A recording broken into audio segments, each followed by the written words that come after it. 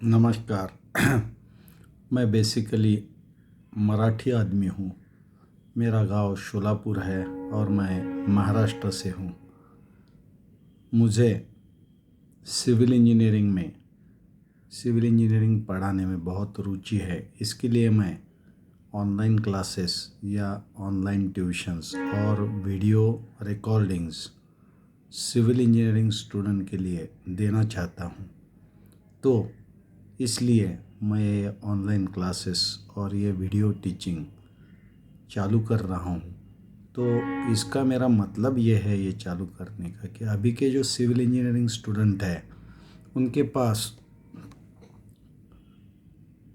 Basic knowledge की कमी है और वो सिर्फ पावर पॉइंट प्रेजेंटेशन देख के या उनको जितना बताया गया है उतना ही स्टडी करके वो एग्ज़ाम में तो पास हो जाते हैं, लेकिन वो जब बाहर फील्ड पे आते हैं तो उन्हें बेसिक थिंग्स का पता नहीं रहता है।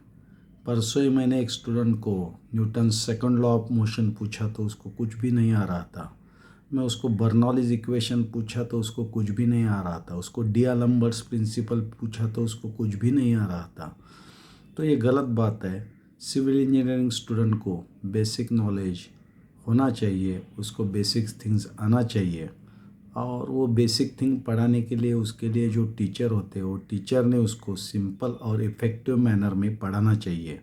तो मेरा यही ऑब्जेक्टिव है ऑनलाइन सीरीज़ का कि सिंपल और इफ़ेक्टिव मैनर में सिविल इंजीनियरिंग के यंग स्टूडेंट को पढ़ाया जाए। और दूसरा ऑब्जेक्ट है कि वी ऑल्सो हम लोगों को भी ऑनलाइन ट्यूशन्स या मैं ऑफलाइन ट्यूशन्स बहुत लेता था, लेकिन अब मुझे ऑनलाइन ट्यूशन्स या ऑनलाइन टीचिंग करने की एक मनीषा उत्पन्न हो गई है। तो ये पूरी करने के लिए मैं ये ऑनलाइन टीचिंग आपके सामने जल्द ही प्रस्तुत करने जा रहा हूँ, जिसका लाभ सब सिविल इंजीनियरिंग स्टूडेंट को होगा। ये मेरी कामना है और ये कामना आप पूरी करेंगे, ये मुझे विश्वास है। एक्चुअली कौन सा सिविल इंजीनियरिंग का सब्जेक्ट टफ जाता है बेसिकली उसकी कोचिंग क्लासेस लेनी चाहिए, लेकिन बहुत सारे ऐसे सब्जेक्ट है कि जिसमें स्टूडेंट पास हो जाते हैं लेकिन उनके पास उसका बेसिक नॉलेज नहीं होता है।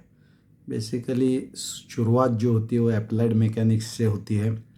अप्लाइड मैकेनिक्स का डायनामिक्स पार्ट ज़रा खूंखार है। वो डायनामिक्स पार्ट बहुत लोगों को नहीं आता है, लेकिन जो बच्चा स्टैटिक्स अच्छी तरह से कर लेता है वो अप्लाइड मैकेनिक्स में पास हो जाता है और उसको ठीक भी मार्क मिल जाते हैं।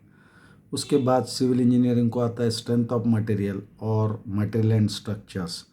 It is somewhat easy and somewhat difficult because you must know the basics for that. उसमें स्ट्रेस स्ट्रेन आती है तो आपको भी स्ट्रेस उत्पन्न हो जाती है। उसमें मोमेंट ऑफ इनर्शिया आ जाता है। उसमें सेंटर ऑफ ग्रेविटी आ जाती है जो अप्लाइड मैकेनिक्स में भी रहती है।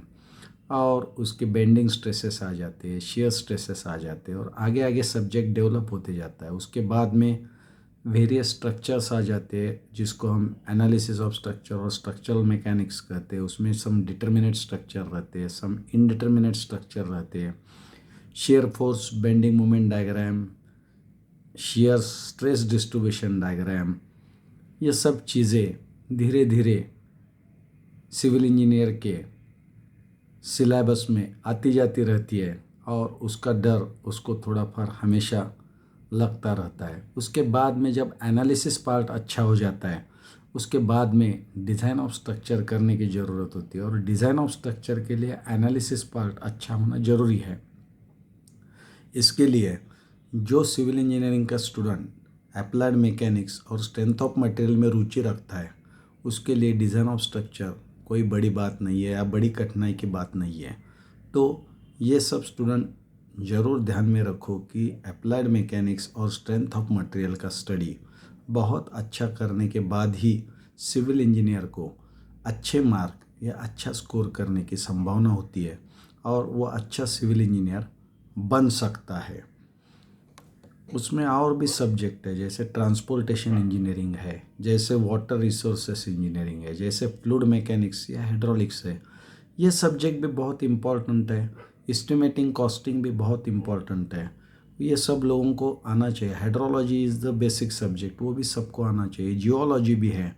ऐसे बहुत सारे सब्जेक्ट है कि जो सिविल इंजीनियर की दिशा और दशा नापने की खासियत रखते हैं।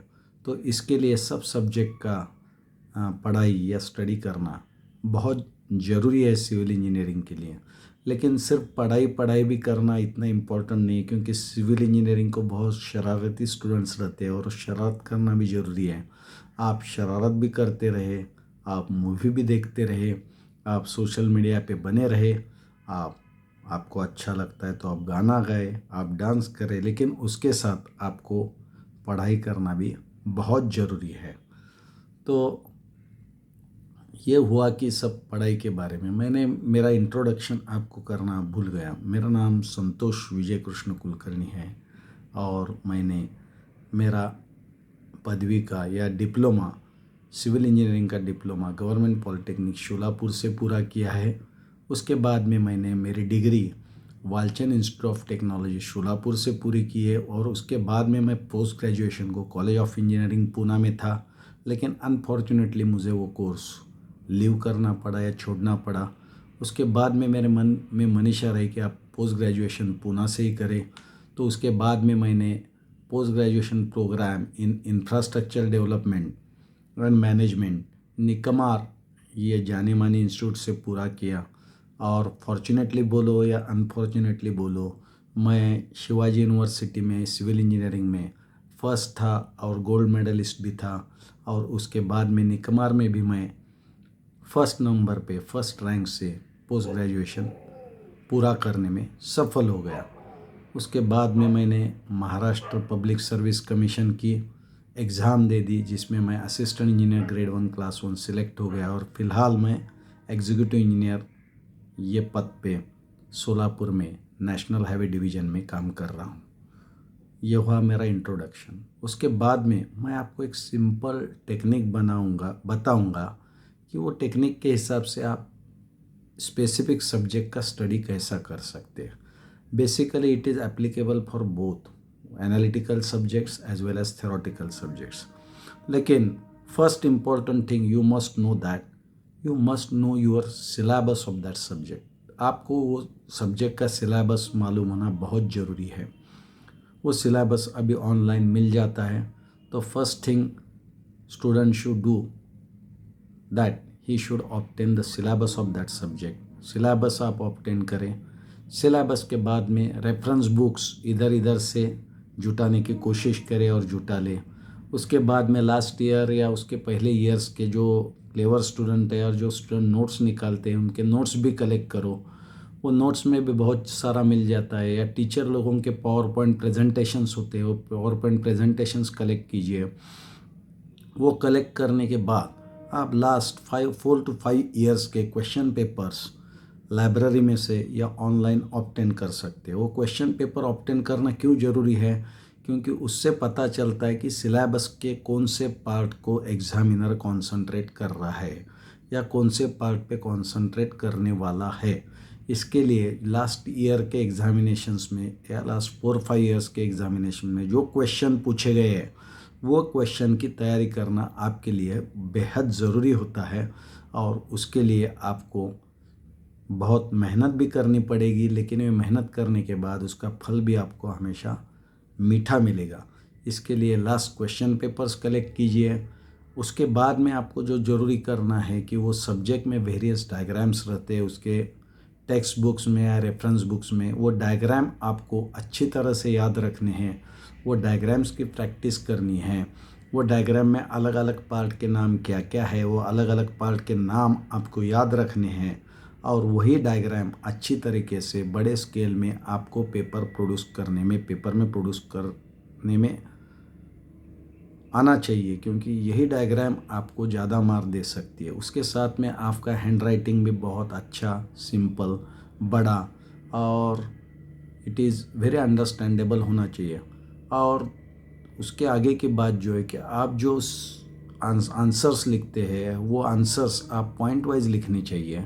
पॉइंट वाइज लिखने में आपको पेपर थोड़ा ज़्यादा लगेगा, लेकिन एग्ज़ामिनर को आपको क्या ज्ञान है ये सब्जेक्ट का, ये पूरी तरह से मालूम हो जाएगा। और आपका डायग्राम और आपका पॉइंट वाइज लिखने के स्टाइल देख के एग्ज़ामिनर आपके ऊपर खुश हो सकता है।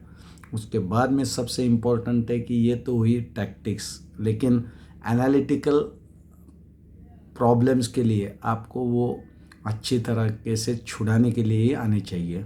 उसके लिए आपका साइंटिफिक कैलकुलेटर अच्छा होना चाहिए, जिसके ऊपर आपकी प्रैक्टिस होनी चाहिए और आपको बहुत सारा एग्जाम्पल्स वो साइंटिफिक कैलकुलेटर के ऊपर आपने कैलकुलेट करके ऐसे एग्जाम्पल्स आपने सॉल्व किए हो तो ही आपको यश आता है। क्योंकि कई बार आपको बेसिक्स मालूम होते हैं लेकिन आपका कैलकुलेशन गलत होता है और आपको बहुत कम मार्क मिल सकते हैं।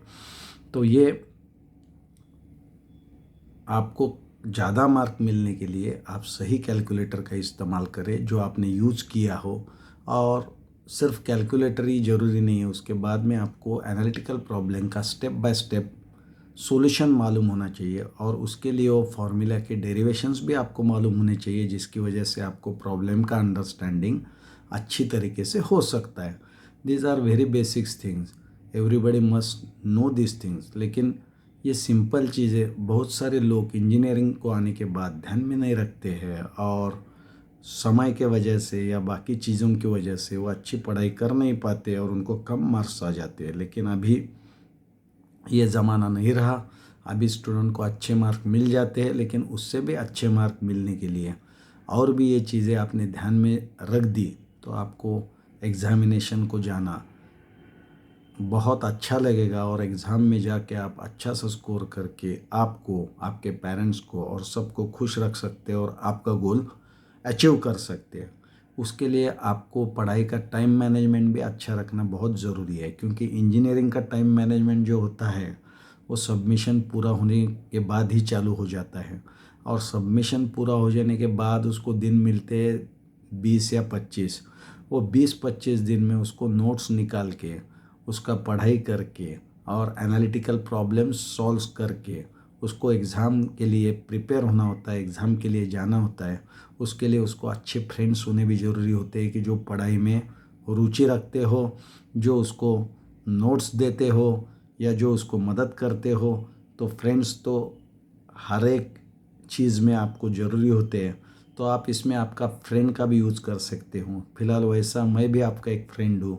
मैं भी आपको कोशिश करूँगा कि ऑनलाइन टीचिंग में आपको सिविल इंजीनियरिंग के कोई कंसेप्ट समझ में आ जाए, आप एग्ज़ाम पेपर अच्छे से लिख सकें और आपको भी ज़्यादा स्कोरिंग करने की आदत लग जाए। इसके लिए मैं ये ऑनलाइन टीचिंग या ऑनलाइन ट्यूशन्स या ये वीडियोज़ आज के बाद में आप सबके लिए प्रोड्यूस करने जा रहा हूँ। तो इसके लिए मुझे आप लोगों से ये उम्मीद है कि आप लोग मेरे वीडियोस देखें, आप लोगों को ये वीडियो देख के सिविल इंजीनियरिंग में रुचि आना चालू हो जाए और आप भी अच्छे से स्कोर करके आपका नाम, आपके कॉलेज का नाम, आपके माता पिताओं का नाम सिविल इंजीनियरिंग की दुनिया में रोशन करें। यही कामना, यही सदिच्छा, यही शुभेच्छा। धन्यवाद।